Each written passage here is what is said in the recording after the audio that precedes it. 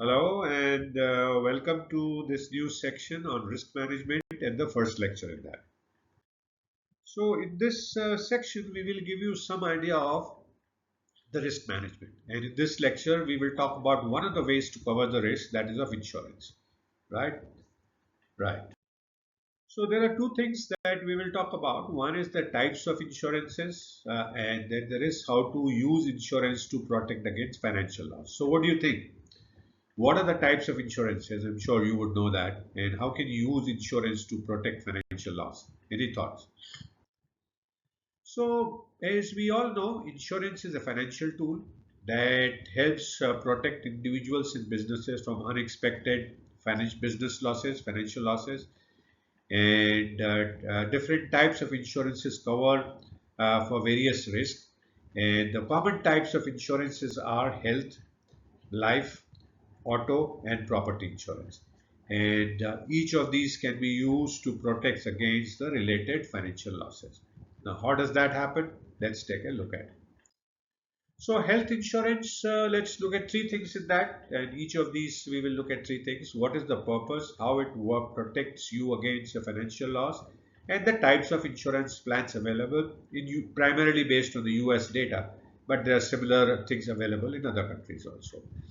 So, health insurance covers medical expenses such as doctor's visits, hospital stays, prescriptions, medications, and preventive care. And how it protects against the financial losses? It does primarily by two things. One, it reduces the out-of-pocket expenses. Without a health insurance, a major medical emergency, or a routine healthcare would result in substantial financial hardship for a company or for an individual.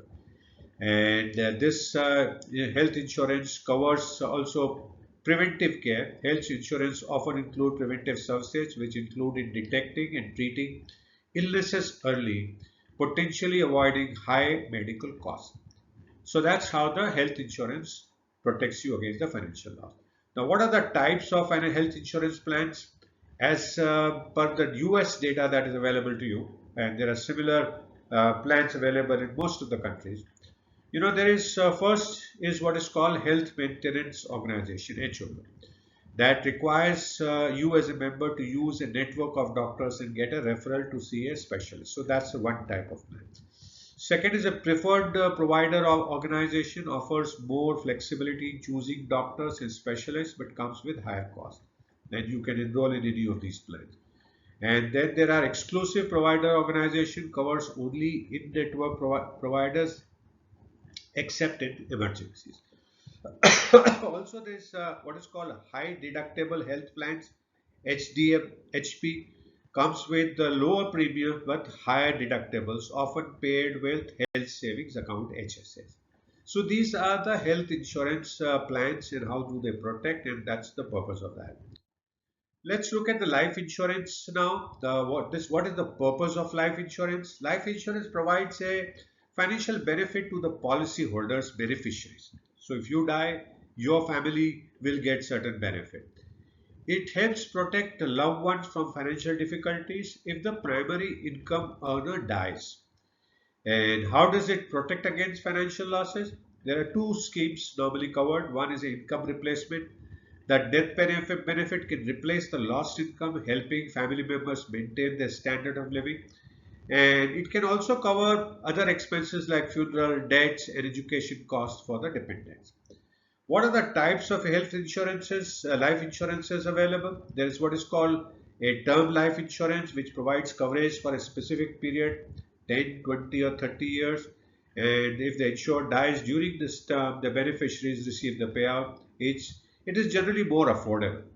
Then there is a whole life insurance, a type of permanent life insurance that provides coverage for life and includes a saving component that grows over a period of time. And the beneficiary obviously is your family.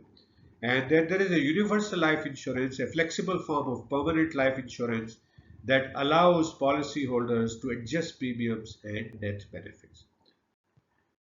Let's look at auto insurance now. The purpose of auto insurance is to cover financial losses from accidents, thefts, and other damages to the vehicle. It also covers liability if the driver is responsible for causing injury or damage to other. How does auto insurance protect against the financial losses? Two main ways. It can pay for the repairs and replacement of the vehicle if it is damaged in an accident due to theft or due to natural disasters, and depending on your coverage. And it protects the policy holders against financial claim from injuries and damages caused to others in an accident. What are the types of auto insurance coverage? There is liability coverage, pays for the damage that you cause to others in an accident. There is a collision coverage that covers the cost of repairing and replacing your car if you are in an accident. There is a comprehensive coverage that covers the damages to your car not caused by the collision, such as theft, vandalism, and natural disaster. And there are underinsured motorist coverage, protects you if you are involved in an accident with a driver who has insufficient coverage. So these are the various auto insurances available. Lastly, let's take a look at property insurance. The purpose of property insurance is to protect your home, belongings, and rental property from damage or theft. And it covers risks such as fire, theft, storms, and sometimes personal liability. Now, how exactly does it protect you against a financial loss? It covers repairs and replacement. Your property insurance covers the cost of repairing or rebuilding your home if it is damaged by a covered event. So you have to have a coverage of the event like fire or storm. Then it can cover the cost of replacing personal belongings, furniture, electronics, etc. if they are damaged or stolen and covered. And homeowners insurance includes liability protection if someone is injured on your property or sues you.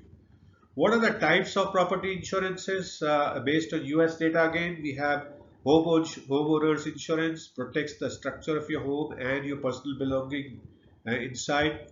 It may also cover temporary living expenses if your home is uninhabitable. Then there is renters insurance, covers personal belonging for renters but does not cover the structure of the building itself. And there is then flood and earthquake insurance, usually sold separately because these policies cover damages from natural disaster that are typically excluded from standard home insurance, homeowners insurance. So, how to use insurance to protect against financial losses? Four steps to start: identify your risk, assess the major risk in your life, such as health issues, car accident, natural disaster, loss of income, and then determine what type of insurance is necessary. Then choose the adequate coverage. Ensure that the insurance policy that you select provides adequate coverage for your needs. For example, a term insurance policy should be large enough to replace your income for a certain number of years. And then review and update policies regularly after you choose the policy. Life circumstances change, new jobs, new homes, and children. So it is important to regularly review insurance policies to make sure that they still meet your need.